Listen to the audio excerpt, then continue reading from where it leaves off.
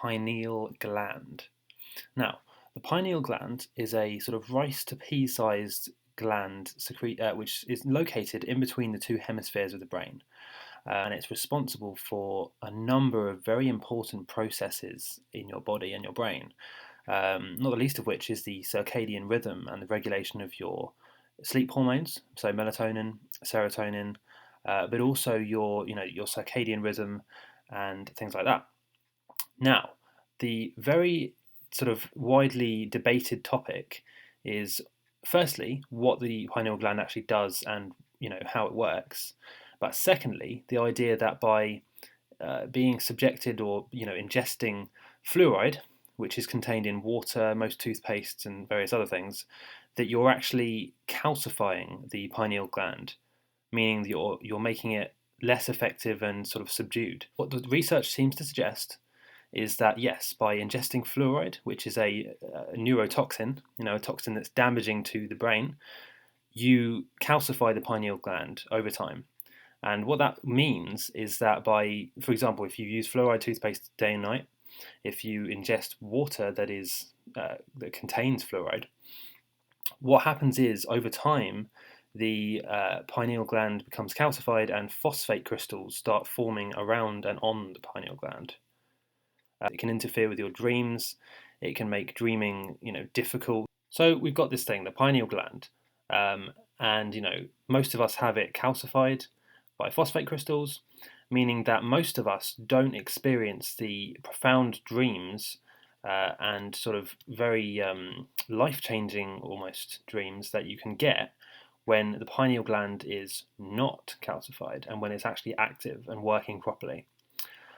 So, as I said, there are a number of ways you can decalcify the gland. I'm not going to, in this video, go into, too much about the pineal gland and how it works, but really I just wanted to introduce you to the idea that the pineal gland can do a number of things. Firstly, with regards to lucid dreaming, it can give you very profound and vivid dreams, more likely to become lucid. Okay, now just please excuse the quality of this video. I'm just getting used to using my graphics tablet again. So as I get used to writing at the same time as talking, the videos will improve. One of the things that we're going to be talking about very quickly in this video is how you can decalcify the pineal gland, meaning how you can get it to be working as it should do, working normally, and actually helping you with your processes. It can help you dream better, it can help you think better.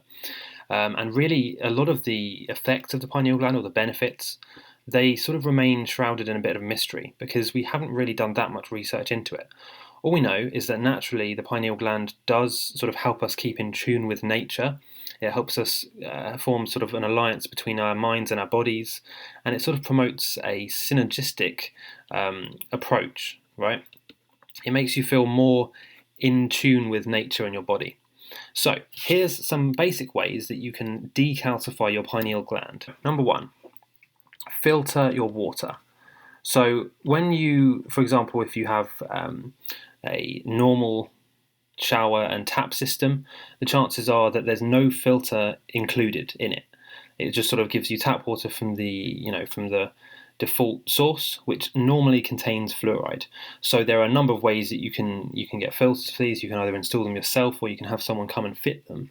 All you want to make sure is that the filter that you have on your tap, it's normally like a screw-on sort of blob thing that you can put on the bottom of the actual tap, and it looks something like this. So say if this is the tap here and the water comes out this bit, basic drawing I know, but it's sort of like a little attachment that goes in this area here, and it just filters the water as it comes through.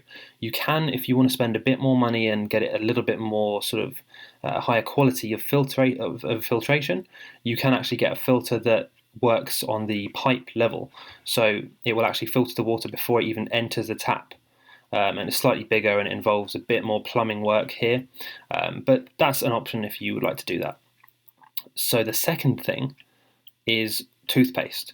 Now, a lot of dentists, for one reason or another, will recommend fluoride-heavy toothpaste. They'll say it promotes qualities such as remineralization of the teeth, that it prevents tooth decay, and all this sort of stuff. There's not really been any hard evidence to suggest that it does, and the link between not fluoride toothpaste and improved teeth or better resistance to tooth decay is weak to none. If there is any research, I would encourage you to leave it in the comments, because I haven't seen it. So they claim this for one reason or another. The fact is, there is no metabolic process in the body that requires fluoride. In fact, it's been a proven neurotoxin, and it's damaging to almost every part of you. So you don't need fluoride in your toothpaste. Toothpaste is probably second to water, the second worst way and the highest threat really to us through fluoride ingestion, because we do it every day. And we're encouraged from a young age to use very heavy fluoride content toothpaste twice, 3 times a day, even as kids. And this can be dangerous. So the number one thing that you should do with toothpaste is just get a fluoride-free toothpaste. There are many out there, and in most cases they're actually cheaper than normal toothpaste anyway. And then 3, there's the sort of holistic approach that you can take, where you eat more raw plant-based organic foods. Obviously, I myself am a vegan, but you don't have to go completely that extreme. You can get a healthy diet just by avoiding things like lots of highly processed and sugary foods, avoiding sugary drinks and that sort of stuff, and you're just going to limit your fluoride intake that way. That's really it, guys. I would encourage you to leave a comment saying what you think about this, your opinion, and if you have had any experience with decalcifying or utilising your pineal gland slightly more. I'd love to hear how you guys are getting on, and that's it. See you next time.